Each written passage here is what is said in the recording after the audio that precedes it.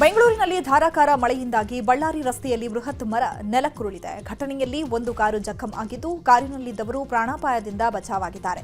ಸದ್ಯ ಸ್ಥಳದಲ್ಲಿ ಟ್ರಾಫಿಕ್ ನಿರ್ಮಾಣವಾಗಿದ್ದು, ಪೊಲೀಸರಿಂದಲೇ ಮರ ತೆರವು ಕಾರ್ಯ ಮಾಡಲಾಗುತ್ತಿದ್ದು, ಸಂಚಾರಕ್ಕೆ ಅನುವು ಮಾಡಿಕೊಟ್ಟಿದ್ದಾರೆ. ಮಹಾಮಳೆಗೆ ಬೆಂಗಳೂರಿನ ಮಲ್ಲೇಶ್ವರಂ ತತ್ತರಿಸಿ ಹೋಗಿದೆ. ಮಲ್ಲೇಶ್ವರಂ ರಸ್ತೆಗಳಲ್ಲಿ ಮ್ಯಾನ್ ಹೋಲ್ಗಳು ಓಪನ್ ಆಗಿದ್ದು, ನೀರಿನ ರಭಸಕ್ಕೆ ಒಳಚರಂಡಿ ಪ್ಲೇಟ್ಗಳು ತೇಲಾಡ್ತಾ ಇದೆ. ಅಲ್ಲದೆ ಮ್ಯಾನ್ ಹೋಲ್ನಿಂದ ಬಂದ ನೀರು ಅಂಗಡಿ ಮುಂಗಟ್ಟುಗಳಿಗೆ ನುಗ್ಗಿದ್ದು, ಜನರು ಅಂಗಡಿಯಿಂದ ನೀರು ಹೊರಹಾಕಲು ಹರಸಾಹಸ ಪಟ್ಟಿದ್ದಾರೆ.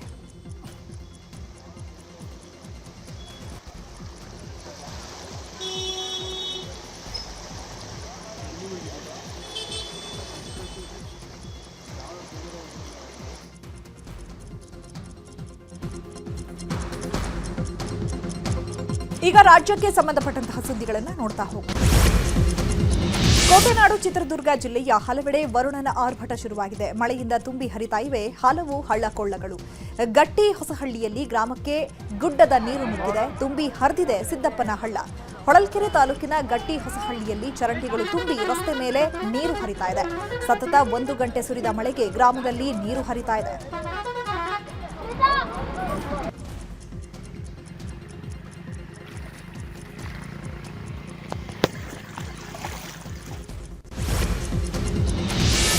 ದಾವಣಗೆರೆಯಲ್ಲಿ ಭಾರೀ ಮಳೆ ಅಬ್ಬರ ಶುರುವಾಗಿದ್ದು, ಸತತ 1 ಗಂಟೆಗಳ ಕಾಲ ಸುರಿದ ಮಳೆಯಿಂದ ತುಂಬಿ ಹರಿತಾ ಇದೆ ನಗರದ ರಸ್ತೆಗಳು. ವ್ಯಾಪಕ ಮಳೆಗೆ ವಾಹನ ಸವಾರರು ಪರದಾಡುವಂತಾಗಿದೆ.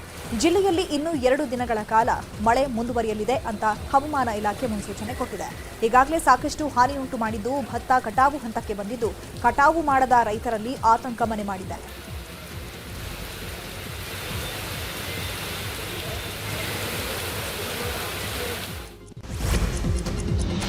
ಕೊಪ್ಪಳದಲ್ಲಿ ಮಳೆಯಿಂದಾಗಿ ನಾನಾ ಅವಾಂತರಗಳು ಸೃಷ್ಟಿಯಾಗಿದೆ. ಕುಷ್ಟಗಿ ತಾಲೂಕಿನ ಮುದೇನೂರು ಗ್ರಾಮದ ಸರ್ಕಾರಿ ಶಾಲಾ ಮೈದಾನ ಮಳೆ ನೀರಿನಿಂದ ತುಂಬಿ ಹೋಗಿದೆ. 10 ವರ್ಷದಿಂದ ಇದೇ ಪರಿಸ್ಥಿತಿ ಇದ್ದು, ಮೈದಾನ ಅಭಿವೃದ್ಧಿ ಹೆಸರಿನಲ್ಲಿ ಹಣ ಖರ್ಚಾದರೂ ಮೈದಾನ ಮಾತ್ರ ಅಭಿವೃದ್ಧಿಯಾಗದೇ ಇರುವುದಕ್ಕೆ ಸ್ಥಳೀಯರು ಆಕ್ರೋಶವನ್ನು ವ್ಯಕ್ತಪಡಿಸಿದ್ದಾರೆ. ಇನ್ನು ಕಲಬುರಗಿಯಲ್ಲೂ ಬಿರುಗಾಳಿ ಸಹಿತ ಮಳೆಯಿಂದಾಗಿ ಚಿಂಚೋಳಿ ತಾಲೂಕಿನ ಲಿಂಗಾನಗರ ತಾಂಡಾದಲ್ಲಿ ಮನೆಯ ಮೇಲ್ಛಾವಣಿ ಕುಸಿದು ಬಿದ್ದಿದೆ. ಅನುಷಾಬಾಯಿ ಅನ್ನೋರಿಗೆ ಸೇರಿದ ಮನೆ ಮೇಲ್ಛಾವಣಿ ಕುಸಿತವಾಗಿದ್ದು, ಅದೃಷ್ಟಕ್ಕೆ ಯಾವುದೇ ಪ್ರಾಣಾಪಾಯ ಸಂಭವಿಸಿಲ್ಲ. ತುಮಕೂರಿನಲ್ಲೂ ನಿರಂತರವಾಗಿ ಮಳೆಯಿಂದಾಗಿ ಮುದ್ದರಾಮಯ್ಯನ ಪಾಳ್ಯದಲ್ಲಿ ರಂಗಮಣಿ ಅನ್ನೋರಿಗೆ ಸೇರಿದ ಮನೆ ಕುಸಿತವಾಗಿದೆ. ಘಟನೆಯಲ್ಲಿ ಯಾವುದೇ ಪ್ರಾಣಹಾನಿ ಸಂಭವಿಸಿಲ್ಲ. ಬೀದರ್ನಲ್ಲೂ ಗುಡುಗು ಸಹಿತ ಧಾರಾಕಾರ ಮಳೆಯಾಗ್ತಾ ಇದೆ. ನಗರದ ಹಲವೆಡೆ ಮಳೆ ಆಗ್ತಾ ಇದ್ದು, ಜನಜೀವನ ಸಂಪೂರ್ಣ ಅಸ್ತವ್ಯಸ್ತಗೊಂಡಿದೆ. ವರುಣಾರ್ಭಟಕ್ಕೆ ಹಳ್ಳ ಕೊಳ್ಳಗಳು ತುಂಬಿ ಹರಿತಾ ಇದ್ದು, ರೈತರ ಜಮೀನಿಗೆಲ್ಲ ನೀರು ನುಗ್ಗಿ ಭಾರೀ ಅವಾಂತರ ಸೃಷ್ಟಿ ಮಾಡಿದೆ.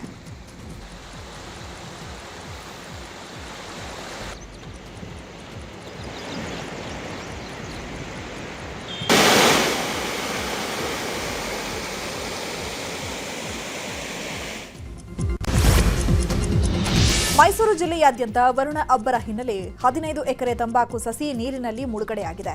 ಕೆಲವು ದಿನಗಳ ಹಿಂದೆ ನಾಟಿ ಮಾಡಿದ್ದ ತಂಬಾಕು ಸಸಿಗಳು ಮಳೆಯಿಂದಾಗಿ ನಾಶವಾಗಿದ್ದು, ಸೂಕ್ತ ಪರಿಹಾರ ಒದಗಿಸುವಂತೆ ರೈತರು ಸರ್ಕಾರಕ್ಕೆ ಮನವಿ ಮಾಡಿಕೊಂಡಿದ್ದಾರೆ.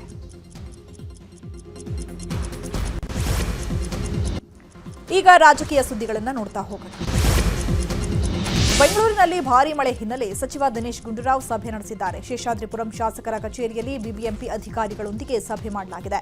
ಗಾಂಧಿನಗರ ಕ್ಷೇತ್ರದಲ್ಲಿ ಮಳೆ ಹಾನಿ ಪ್ರದೇಶಗಳಲ್ಲಿ ಹೆಚ್ಚಿನ ನಿಗಾ ವಹಿಸುವಂತೆ ಸೂಚನೆ ಕೊಟ್ಟಿದ್ದಾರೆ. ಭಾರೀ ಮಳೆ ಬೀಳುವ ಮುನ್ಸೂಚನೆ ಹಿನ್ನೆಲೆ ನೀರು ನುಗ್ಗುವ ತಗ್ಗು ಪ್ರದೇಶಗಳಲ್ಲಿ ಹೆಚ್ಚಿನ ನಿಗಾ ವಹಿಸಿ ಮುನ್ನೆಚ್ಚರಿಕೆ ಕ್ರಮಗಳನ್ನು ಕೈಗೊಳ್ಳುವಂತೆ ಅಧಿಕಾರಿಗಳಿಗೆ ಸೂಚನೆ ಕೊಟ್ಟಿದ್ದಾರೆ.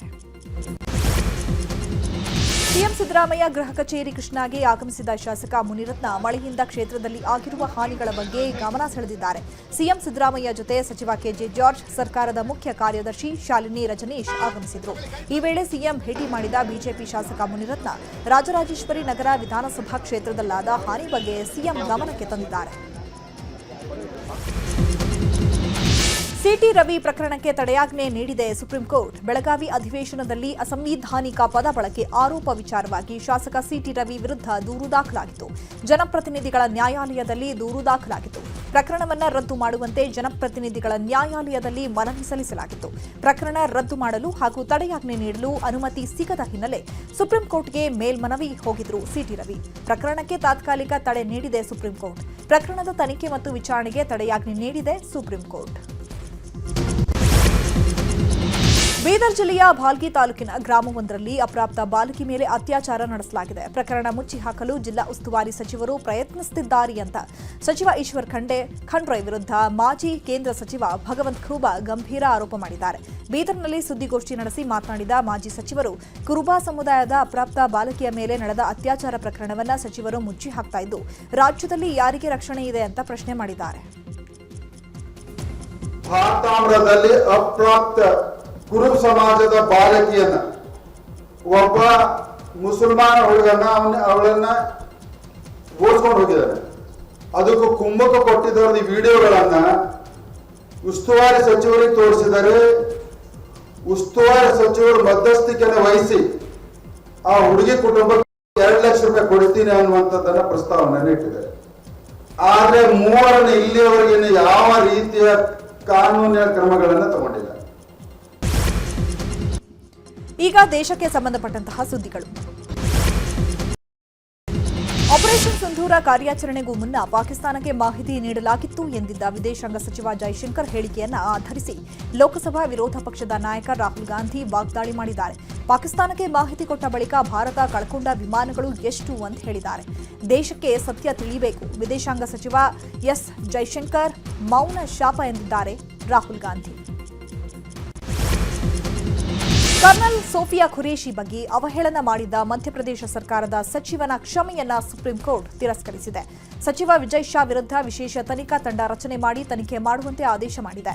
ಮೇ 28ಕ್ಕೂ ಮುನ್ನ ಸುಪ್ರೀಂ ಕೋರ್ಟ್ಗೆ ವರದಿ ಸಲ್ಲಿಸಬೇಕು ಅಂತ ಸೂಚನೆ ಕೊಟ್ಟಿದೆ. ಜೊತೆಗೆ ತನಿಖೆಗೆ ಸಹಕರಿಸದೇ ಇದ್ರೆ ಬಂಧನ ಮಾಡುವುದು ಬೇಕಿಲ್ಲ ಅಂತ ಹೇಳಿದ್ದಾರೆ.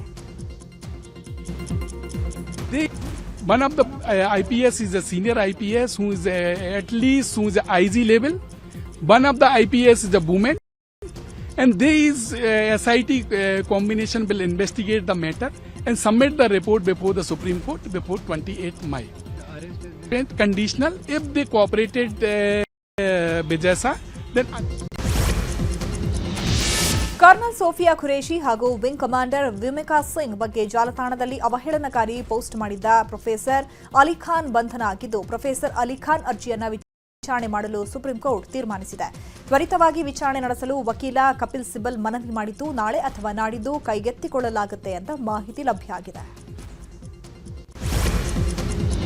ಪಾಕಿಸ್ತಾನಕ್ಕೆ ಭಾರತದ ಗುಪ್ತ ಮಾಹಿತಿಯನ್ನು ರವಾನಿಸಿದ ಆರೋಪದ ಮೇಲೆ ಬಂಧಿತಳಾಗಿರುವ ಜ್ಯೋತಿ ಮಲ್ಹೋತ್ರಾ ಪಹಲ್ಗಾಮ್ ದಾಳಿ ಬಳಿಕ ಪಾಕಿಸ್ತಾನದ ಡ್ಯಾನಿಶ್ ಅಲಿಯನ್ನ ಭೇಟಿ ಮಾಡಿರುವುದು ಪತ್ತೆಯಾಗಿದೆ. ನಿನ್ನೆ ಕೋರ್ಟ್ಗೆ ಹಾಜರು ಮಾಡಿ 5 ದಿನಗಳ ಕಾಲ ಕಸ್ಟಡಿಗೆ ಪಡೆಯಲಾಗಿತ್ತು. ಇದೀಗ ಒಂದೊಂದೇ ವಿಚಾರಗಳು ಬೆಳಕಿಗೆ ಬರ್ತಾ ಇದೆ.